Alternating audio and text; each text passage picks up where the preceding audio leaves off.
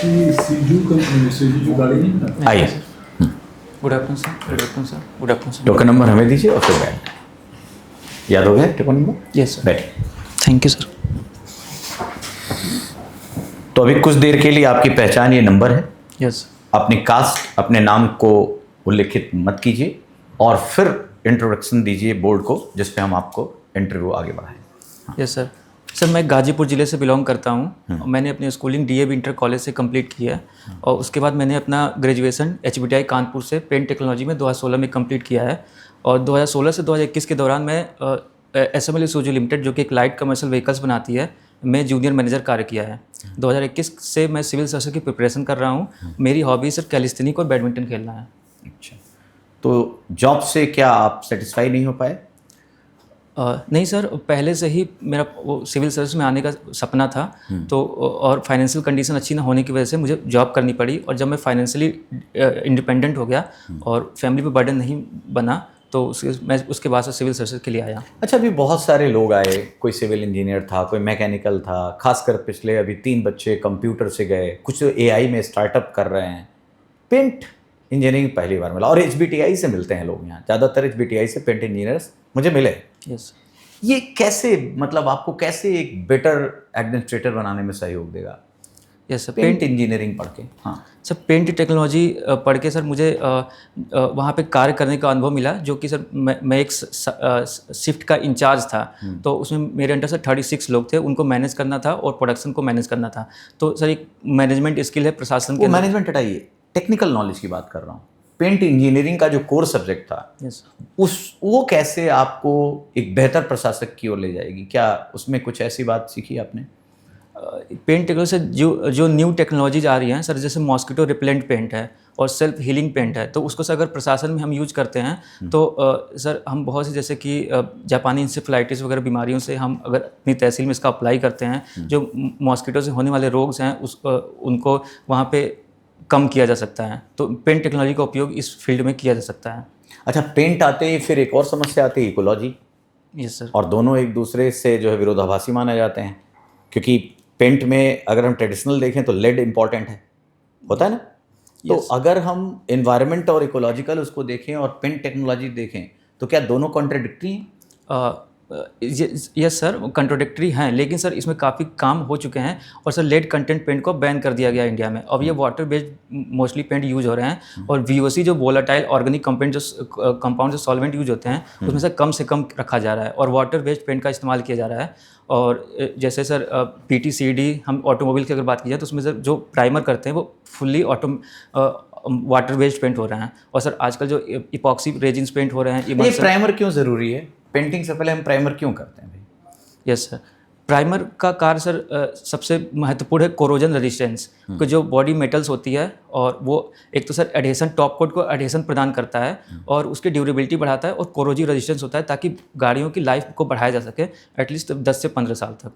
अच्छा, मान लीजिए मुझे इस रूम को पेंट कराना है, मैं एक इंजीनियर से बात कर रहा हूँ, है ना? Yes sir. और कौन सा पेंट, क्योंकि बहुत सारे ऐड आते हैं, बहुत सारी बातें आती हैं, जो सस्टेनेबल हो, हम बैठ कर बात कर रहे हैं उस हिसाब से हो, बेहतर भी हो, ड्यूरेबल भी हो, लॉन्ग टर्म चले भी, इकोलॉजिकल फ्रेंडली भी हो, तो कौन सा प्रोडक्ट इस्तेमाल करना चाहिए? सर बेसिकली सर कमरे के अंदर इमल्सन बेस्ड पेंट का उपयोग ज़्यादा किया जा सकता है, वाटर बेस्ड ना कि सर सॉल्वेंट बेस्ड। तो उससे सर इन्वायरमेंट पे भी प्रभाव कम पड़ेगा और सर इको फ्रेंडली भी रहेगा और कॉस्ट भी कम होते हैं सर इसके। तो अच्छा, ये एमएसएमई सेक्टर में जो पेंट इंडस्ट्री है, यस, कहाँ खड़ी है? क्या कंट्रीब्यूशन है job wise, basket economic financial wise, क्या स्थिति है एमएसएमई सेक्टर में पेंट इंडस्ट्री की?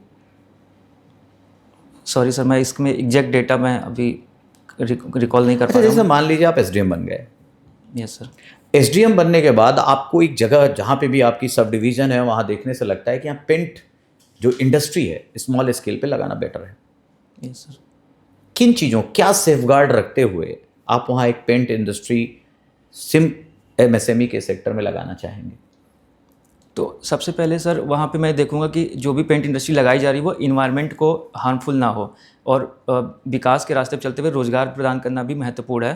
तो सबसे पहले सर वही इन्वायरमेंट और दूसरा सर जो भी रॉ मटेरियल्स वगैरह यूज हो रहे हैं उसमें काफ़ी ट्रांसपोर्टेशन चार्ज वगैरह ना लगे, तो उसके लिए सर मैं इसमें ये ध्यान रखूँगा। तीसरा और तीसरा सर, जो भी उसमें जो वेस्ट यूज होते हैं, जैसे कि पेंट करते वक्त बहुत सॉल्वेंट नीचे जाते हैं, तो ईटीपी प्लांट जैसे इफ्लुएंट ट्रीटमेंट प्लांट, जो कि वेस्ट सॉलिड वेस्ट मैनेजमेंट और वाटर और सॉल्वेंट वेस्ट मैनेजमेंट का प्लांट वो यहाँ पे लगाना जरूरी है, ताकि इन्वायरमेंट को प्रभावित ना करे। सर सिद्धू कान्हू का नाम सुना है आपने?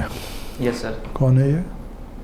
सर ये जनजाति लीडर थे हमारे भारतीय इतिहास के, और सिद्धू कान्हू ताना भगत सर जनजाति आंदोलन को लीड किया था इन्होंने। क्या है, क्यों लीड किया, क्या इशू था, किस तरह से लीड किया, क्या उसका आउटकम, पूरे मूवमेंट के बारे में कुछ बताइए।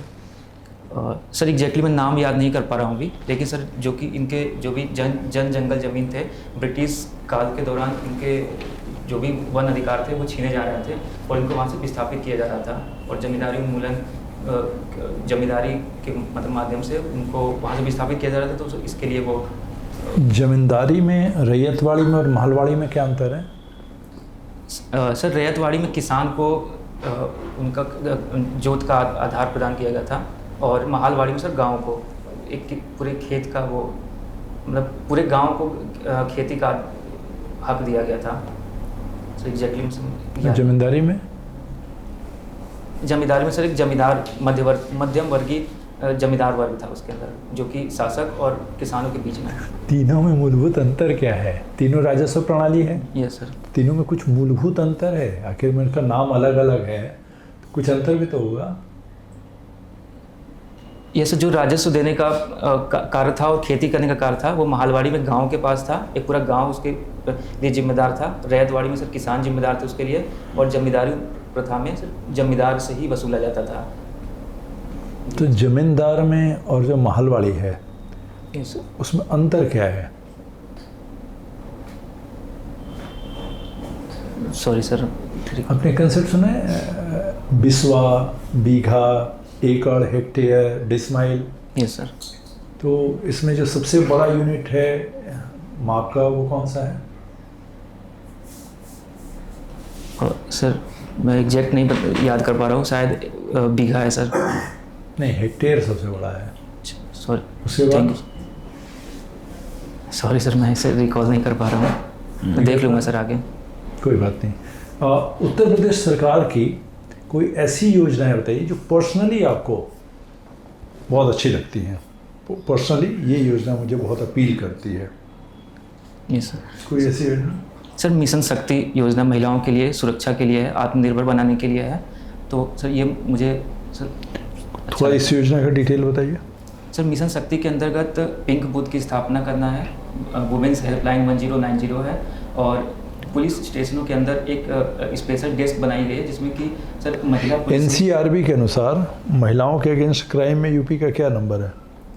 एनसीआरबी के डेटा के अनुसार सर यूपी का क्राइम में सर देश में महिलाओं के अगेंस्ट क्राइम में, यस सर, प्रथम स्थान है सर। ये विरोधाभास की स्थिति है सर, लेकिन सर इसमें काफ़ी सुधार किया जा रहा है, उसीलिए सर बहुत सारी योजनाएं महिलाओं के प्रति लाई जा रही हैं, ताकि उस योजना के बाद से क्या क्या सुधारा है? स्टैटिस्टिक्स में कुछ अंतर आया है? यूपी 1 की जगह 2 हो गया या 3 हो गया, कुछ हुआ है? सर स्टैटिस्टिक्स नहीं पता सर। तो फिर कहाँ वो योजना प्रभावी हुई, जब पहले भी नंबर 1 था, आज भी नंबर 1 है? तो मैंने कहा कौन सा आपको प्रभावित करती है, उसका आउटकम ही नहीं है। बट सर अगर ग्रास रूट लेवल पर देखा जाए तो महिलाएं काफ़ी सर, जो पहले शिक्षा की स्थिति, जो महिलाएं घर से बाहर नहीं निकल पाती थी, तो ड्रॉप आउट रेट ज़्यादा था, तो सर उनको आज काफ़ी महिलाएं प्रतिनिधित्व तो कर रही हैं, और धीरे धीरे से इसमें सुधार होने की उम्मीद दिख रही है। बुलडोजर जस्टिस क्या होता है? एक टर्म सुना होगा, बड़ा चर्चा में रहता है, बुलडोजर जस्टिस। ये न्याय है क्या? इसको क्या, किसको कोनोटेट करता है ये? सर ये जो भी दंगा भड़काते हैं और महिलाओं के प्रति जो भी अपराध करते हैं, और किसी प्रकार से सांप्रदायिक दंगे इत्यादि में कोई भी संलिप्त पाया जाता है, तो उसके खिलाफ त्वरित कार्रवाई उत्तर प्रदेश सरकार की तरफ से जो की जाती है, तो वो बुलडोजर जस्टिस कही जाती है। कार्रवाई को बुलडोजर जस्टिस कहते हैं, या उसके घर को तोड़ते हैं उसको बुलडोजर? सर उसके संपत्ति के माध्यम से जो भी सार्वजनिक संपत्ति का नुकसान किया है, तो वसूलने का कार्य किया जाता है। सार्वजनिक संपत्ति को नुकसान करता है कि उसका उसी का घर तोड़ा जाता है? सर जो भी अगर हिंसा के माध्यम से और सांप्रदायिक दंगों के माध्यम से अगर सार्वजनिक संपत्ति को नुकसान पहुंचाता है, तो सर उसके घर को तोड़ करके वो उसका वसूल, तो उसकी जगह उसके घर को बेच देना चाहिए था, तो सरकार को पैसे मिल जाएंगे। तोड़ देने से कहाँ भरपाई होगा? सर ये और तो प्लस मान लीजिए कि मैंने अपराध किया, वो मेरे पिताजी के नाम से है, मेरे वृद्ध माता पिता हैं, उन्होंने कौन सा अपराध किया है, उनका घर क्यों तोड़ रहे हैं? Yes, आप हमें सजा देंगे ना, उसमें रहने वाले को क्यों सजा देंगे? ये सर उसमें सर प्रोसेस में समय लग सकता है, इसलिए उत्तर प्रदेश सरकार की ये स्कीम है कि त्वरित रूप से, ताकि एक संकेत जाए कि अगर कोई भी अपराध करता है और हिंसा फैलाने का प्रयास करता है। मैं अपराधी निकल गया, उसमें मेरे माता पिता की क्या गलती? वो तो सज्जन है, वो तो सिविलियन है। आपने मुझे सजा दी, मैं तो जेल चला जाऊंगा, वो कहाँ जाएंगे? ये सर ये चिंता का विषय है और इसमें सुप्रीम कोर्ट का निर्णय भी है सर कि अगर जो भी न्यायिक प्रक्रिया है वो न्यायालय के माध्यम से ही पूरा किया जाए, तो सुप्रीम कोर्ट का इसमें निर्णय है सर। तो बुलडोजर जस्टिस कर रहा है आपके नज़र में या इनजस्टिस कर रहा है? मतलब उसको बुलडोजर इनजस्टिस कहना चाहिए कि बुलडोजर जस्टिस कहना चाहिए? अपने आप विचार दीजिए। यस सर मेरा विचार ये है कि सर एक सांकेतिक रूप से कुछ समय के लिए ये लागू किया जा सकता है और लॉन्ग टर्म के लिए सर ये अच्छा नहीं है, क्योंकि सर एक संकेत भी जाता है कि अगर आप कोई भी, क्योंकि सर उत्तर प्रदेश अपराध के मामले में अभी भी नंबर 1 है, तो त्वरित, क्योंकि सर न्यायिक प्रणाली में थोड़ी कहीं कहीं डिले हो सकता है, डिले होता भी है और ऐसे बहुत से लूप होल्स हैं जो कि लोग बच निकलते हैं, तो उसके लिए सर त्वरित न्याय प्रदान करता है ताकि लोगों के अंदर एक डर कम, एक भय रहे कानून के प्रति। भारत में टोटल जो लोकसभा में SC/ST सीट्स कितने रिजर्व्ड हैं? सॉरी सर, उत्तर प्रदेश के विधानसभा में SC/ST सीट्स कितने हैं रिजर्व्ड? सॉरी सर मुझे आइडिया नहीं, मैं देख लूँगा सर इसको। ठीक। ये बताइए, ये हॉर्स लैटिट्यूड क्या होता है? अक्षांश पढ़ा है? Yes sir. सर ये 40 से 60 डिग्री के बीच में जो चलने वाली हवाएं होती हैं वो उसको सर हॉर्स लैटिट्यूड बोल जाए कि पछुआ पौने होती हैं, बहुत तेज़ चलती हैं, तो उस दौरान सर ये ध्यान रखा जाता है कि जो भी व्यापार वगैरह है पहले कर लिया जाए। तो sir sorry sir. Rule drum क्या है? सॉरी सर पता नहीं है। ये बताइए, अभी हिंदे पासपोर्ट रैंकिंग जारी की गई है। Yes sir. इंडिया का क्या रैंक है इसमें? सर एग्जैक्ट नहीं पता सर, शायद सर 82 है, मैं गेस कर पा रहा हूँ। ये बताइए कि यूपी सरकार ने अभी रानी लक्ष्मीबाई योजना के तहत क्या प्रावधान किया इस बजट में? सर इसमें महारानी लक्ष्मीबाई स्कूटी योजना है, जिसमें सर मेधावी जो छात्राएं हैं जो कि अपना स्कूलिंग समाप्त करने के बाद जो कि हायर एजुकेशन के लिए जाती हैं, तो उनको स्कूटी प्रदान करने की योजना है, ताकि सर उनको जो घर से दूर जाना पड़ता है तो उसके लिए उनको एक सहूलियत मिल सके। एक नदी है जो गाजीपुर में गंगा से मिलती है। यस सर, गोमती रिवर है। कहाँ इसका उद्गम स्रोत? सर उद्गम इसका सर पीलीभीत के फूलर झील से है और गाजीपुर में सर कैथी में जाके मिलती है। किलोमीटर ये यूपी में रहती है? सर एग्जैक्ट नहीं पता सर, मैं गेस कर सकता हूँ सर, लगभग 400 किलोमीटर। अभी अमेरिका और इजराइल ने हमला किया है ईरान के ऊपर। Yes sir. क्या नाम दिया ऑपरेशन का? सर दोनों ने अलग अलग नाम दिया है। इजराइल ने सर दिया है राइजिंग लायन और rolling lion. Yes sir, sorry sir, thank you, roaring lion. And Israel ने और अमेरिका ने दिया है सर एम्पिल करके सब कुछ। Yes sir. तो अब तो क्या लगता है जिस प्रकार से अमेरिका हमला कर रहा है, वेनेजुएला के राष्ट्रपति को उठा के ले आया, ईरान पे हमला कर दिया, तो ऐसे तो फिर वर्ल्ड ऑर्डर तो खत्म हो गया। जो चाह रहा है अमेरिका वो कर रहा है। आपको लगता है कि इस पर कहीं रोक लगनी चाहिए? यस सर, इस पर बिल्कुल रोक लगनी चाहिए। और सर एक किसी भी संप्रभु देश के संप्रभु और स्वतंत्र लोकतंत्र देश पे किसी पे ऐसा कार्य करना सर एक स्वीकार्य नहीं होना चाहिए। और इस पर सर यूनाइटेड नेशंस जैसी संस्थाओं का भूमिका बढ़ जाती है कि वो इस पर। यूनाइटेड नेशंस की भूमिका रहा कहाँ है सर इसलिए सर उसकी देखने की सिर्फ वो मूक दर्शक बन के देख रहे हैं। यूनाइटेड नेशंस की भूमिका रहती तो वेनेजुएला में जो कृत्य किया गया अमेरिका के द्वारा वो नहीं किया जाता, या अभी जो ईरान पे किया गया है। आप तो एक अपने बहाने को लेकर के अटैक कर देते हैं, क्योंकि आप सब शक्ति संपन्न हैं, यस वर्ल्ड लीडर हैं, ग्लोबल लीडर हैं, विश्व का दरोगा कह लीजिए, यूएन लगता है कि यूएन जैसी संस्था का कोई औचित्य है, इसमें बदलाव होना चाहिए? यस सर, बिल्कुल सर, बदलाव होना चाहिए इसमें, मैं सहमत हूँ। क्योंकि सर ये सर 1945 की संस्था है, द्वितीय विश्व युद्ध के बाद का। और सर अभी काफ़ी वर्ल्ड ऑर्डर बदल रहा है। जैसे इसमें सर चाइना और भारत जैसे, ब्राज़ील, साउथ अफ्रीका जैसे देशों का उद्गम हो रहा है, जो कि सर वैश्विक दक्षिण के नेतृत्व करता भी हैं। और सर जो P5 जो देश हैं वो उन्हीं का सर वर्चस्व अभी तक है। तो इसमें सर और भी आगे देशों का मतलब भागीदारी इसमें सुनिश्चित होनी चाहिए। जो वीटो पावर है उसका प्रतिनिधित्व बढ़ना चाहिए। तो सर इसमें सुधार की बात लगातार भारत भी उठाता रहा है और इसमें सर सुधार होना चाहिए। ये ग्रीन हाइड्रोजन और ग्रे हाइड्रोजन दोनों में क्या अंतर है? सॉरी सर, अभी आपने मेंशन किया है कैलिस्थेनिक्स सर। क्या है वो? सर कैलिस्थेनिक एक बॉडी वेट एक्सरसाइज है जिसमें कि सर बिना इक्विपमेंट के हम एक्सरसाइज करते हैं और बॉडी के वेट के रेजिस्टेंस को बियर करते हुए और अगेंस्ट द ग्रेविटी, जैसे कि पुशअप करना, पुलअप करना, स्क्वाट्स लगाने, सपाटे लगाना, जंपिंग जैक्स इत्यादि। भारत में नॉन कम्युनिकेबल डिजीज बहुत तेज़ी से बढ़ रहे हैं। Yes sir. ये आप जो मेंशन किए, इसका कोई रूल है इसमें, इसको कंट्रोल करने में? किस तरीके से हम इसका इस्तेमाल कर सकते हैं? सर कैलिस्थेनिक्स का? हाँ। सर कैलिस्थेनिक्स से हम सब स्वास्थ्य को बढ़ावा दे सकते हैं और फिट इंडिया मूवमेंट जैसे स्कीम्स को। नॉन कम्युनिकेबल डिजीज समझते हैं? गैर संचरणीय रोग। Yes sir. क्या होता है?